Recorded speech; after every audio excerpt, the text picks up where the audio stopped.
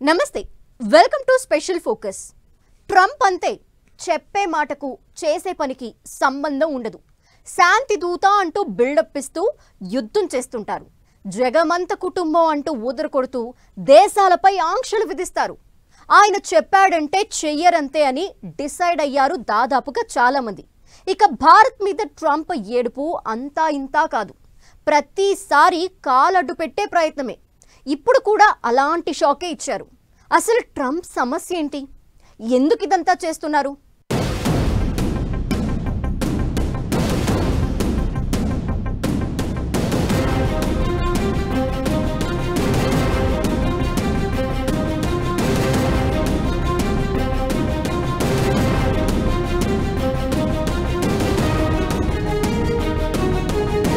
శాంతి దూతను అంటూ పదే పదే చెప్పుకుంటారు. జగమంతా కుటుంబం అని బిల్డప్ ఇస్తారు.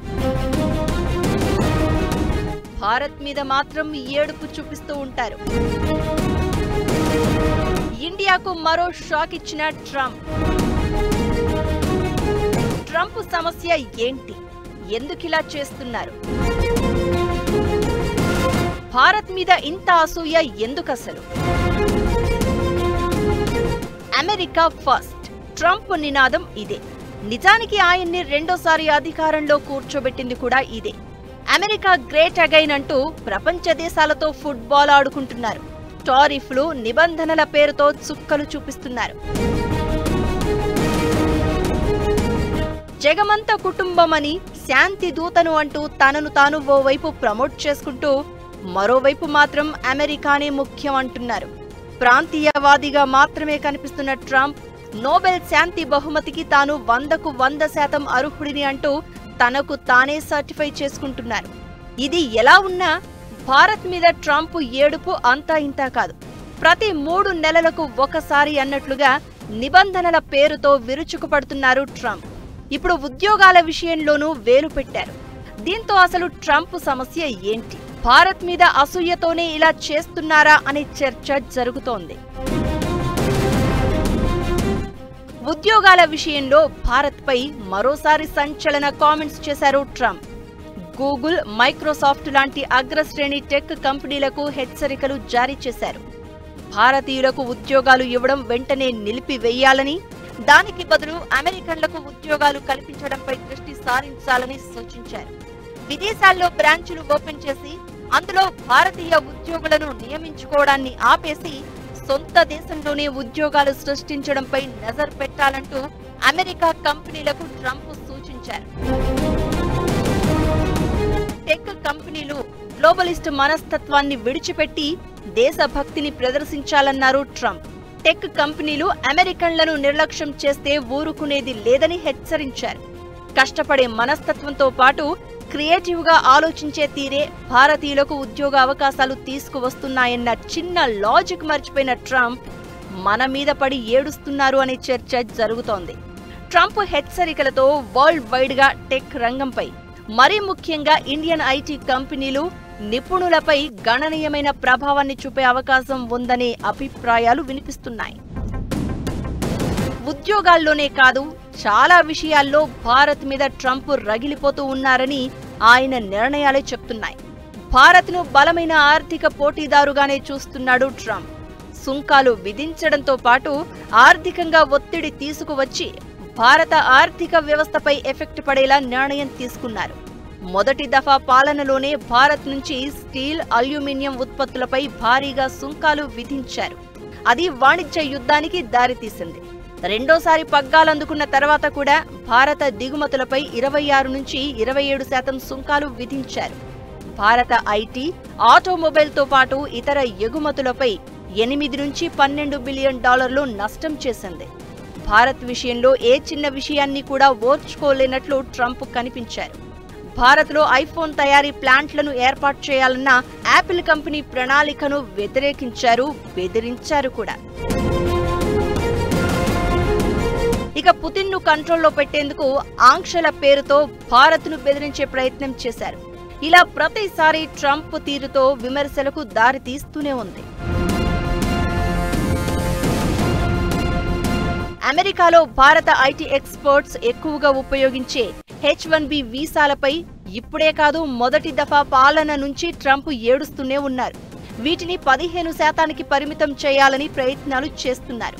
ఇక భారతీయ విద్యార్థులే టార్గెట్ గా ట్రంప్ సర్కార్ విధించిన నిబంధనలు మనోళ్లకు మరింత చిరాకు తెప్పించాయి. ఇలా ప్రతిసారి భారత్ మీద తన ఏడుపు చూపిస్తూనే ఉన్నారు. మనోళ్లను టార్గెట్ చేస్తూ సంచలన నిర్ణయాలు తీసుకుంటూనే ఉన్నారు. అమెరికా ఫస్ట్ నినాదంతో పక్కా ప్రాంతీయ నేతగా కనిపిస్తున్న ట్రంప్ తనను తాను ప్రపంచానికి లీడర్ గా ప్రొజెక్ట్ చేసుకుంటున్నారు. యుద్ధాలు చేస్తూ, యుద్ధాలకు ఆయుధాలు అందిస్తూ, యుద్ధాలు ఆపేశానంటూ తనను తాను శాంతి దూతగా ప్రమోట్ చేసుకుంటున్నారు. ఇప్పుడు ఏకంగా నోబెల్ శాంతి బహుమతి కోసం ప్రయత్నాలు మొదలుపెట్టారు.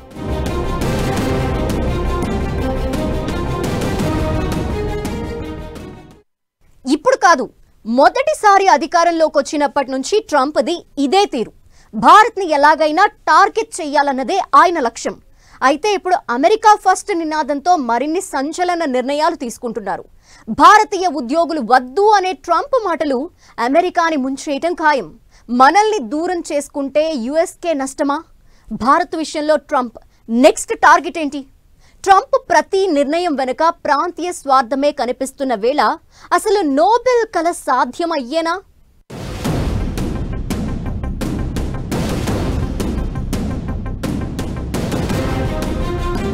భారత్ ను ట్రంప్ ఎందుకు టార్గెట్ చేస్తున్నారు?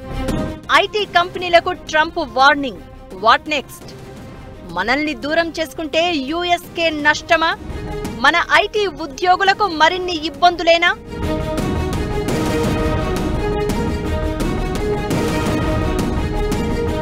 ట్రంప్ గత హయాంలో జారీ చేసిన బై అమెరికన్, హైర్ అమెరికన్ కార్యనిర్వాహక ఉత్తర్వులను పునః సమీక్షించాలని ఆలోచిస్తున్నట్లు తెలుస్తోంది. ఇక అమెరికా టెక్ సంస్థల్లో భారతీయులు ఎక్కువగా ఉపయోగించే H-1B వీసా విధానాలపై ఇది ఒత్తిడి తీసుకువస్తుంది. గూగుల్, మైక్రోసాఫ్ట్ లాంటి కంపెనీలు బెంగళూరు, హైదరాబాద్ లాంటి నగరాల్లో డెవలప్మెంట్ సెంటర్లను కండక్ట్ చేస్తున్నాయి.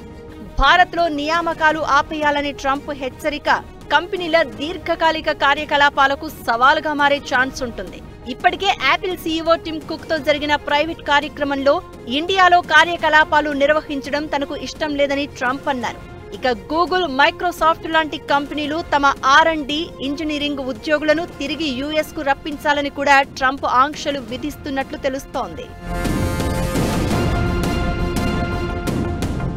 ఉద్యోగాల విషయంలో ట్రంప్ వ్యాఖ్యలపై భారత అధికారులు, ప్రపంచ ఆర్థికవేత్తలు, టెక్ ఇండస్ట్రీ లీడర్ల నుంచి విమర్శలు వినిపిస్తున్నాయి.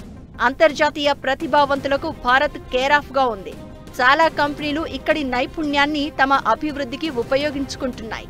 ట్రంప్ నిర్ణయం అమెరికా ఆవిష్కరణలకు సహాయపడడం కంటే ఎక్కువ హాని కలిగించే ఛాన్స్ ఉంటుందన్నది చాలా మంది అభిప్రాయం. గ్లోబల్ టెక్ ఎకోసిస్టంలో భారత్ కీలక పాత్ర పోషిస్తోంది. ప్రపంచంలోని ప్రముఖ టెక్ సంస్థల్లో artificial intelligence, cyber security, software development, cloud infra కోసం ఇండియన్ ఇంజనీర్లు, డెవలపర్లు, పరిశోధకులు బిగ్ సపోర్ట్ గా ఉన్నారు. భారత్ నుంచి నియామకాలను నిలిపివేస్తే అమెరికా భారత్ సంబంధాలు దెబ్బతింటాయని, అభివృద్ధి చెందుతున్న సాంకేతిక పరిజ్ఞానంలో పురోగతి స్లో అయ్యే అవకాశం ఉంటుందనే హెచ్చరికలు వినిపిస్తున్నాయి. డొనాల్డ్ ట్రంప్ అధికారంలో ఉన్నంతకాలం దినదినగండం నూరేళ్ల ఆయుష్ లాగా ఉంటుంది ఇండియా యుఎస్ రిలేషన్షిప్. ఎందుకంటే ప్రతిరోజు ఆయన ఏదో ఒక స్టేట్మెంట్ వేస్తూనే ఉంటారు, కానీ అందులో ఎన్ని పాలసీలోకి మారుతాయో తెలియదు. ఓవరాల్ గా మన సాఫ్ట్వేర్ ఇండస్ట్రీ కానివ్వండి, మన ప్రభుత్వాలు కానీ ఆలోచించాల్సింది ఏంటంటే అమెరికా అంత పెద్ద మార్కెట్ మళ్ళీ మనకి ఎక్కడా దొరకదు.